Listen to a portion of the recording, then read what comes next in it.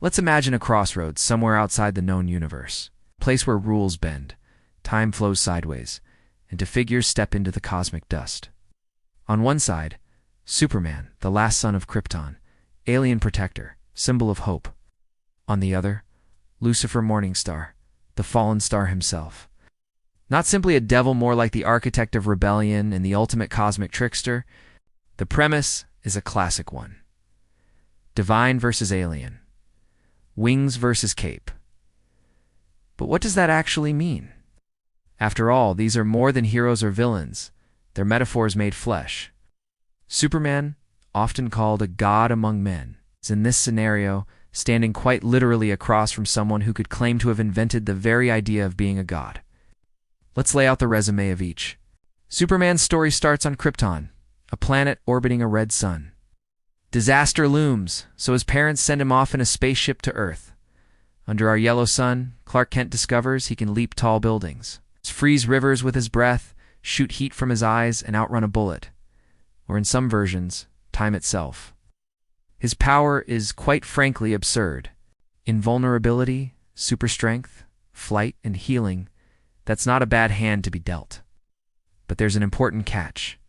Superman's power is physical, biological, and somehow always limited by what humanity needs him to be. Kryptonian, yes, God. Not quite, not in the theological sense. While Superman is immortal by our standards, what he isn't is omnipotent. Put him against a being who manipulates reality itself, and things get dicey. Which brings us to the opposite side of the arena. Lucifer Morningstar began as a character in DC's Sandman comics, but stepped into his own mythos based, loosely, on the biblical and literary representations, but with DC's trademark twist. In this universe, Lucifer is an angela being created at the dawn of existence, whose power is measured not in Newton meters or joules, but in stories, concepts, and truths that underpin reality itself. Lucifer's portfolio: near absolute control over time, space, and even wills. He's not bound by physics because he was there when physics was written. He can unmake universes with a thought, challenge the order of creation itself. His most dangerous talent? Persuasion, a charisma so perfect that even the truth isn't safe.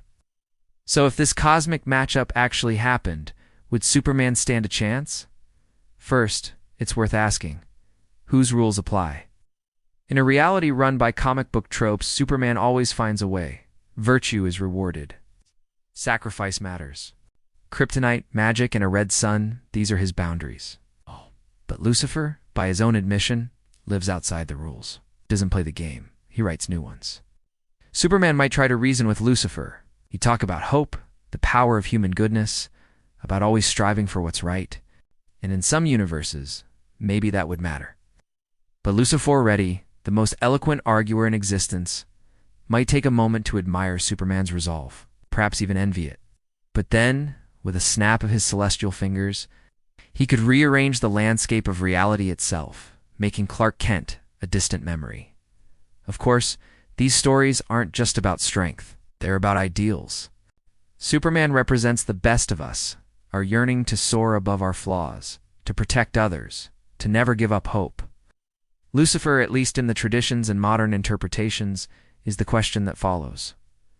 What if you refuse to accept what you're told? What if you demand freedom, even from heaven? It's no surprise that fans debate which kind of power matters more.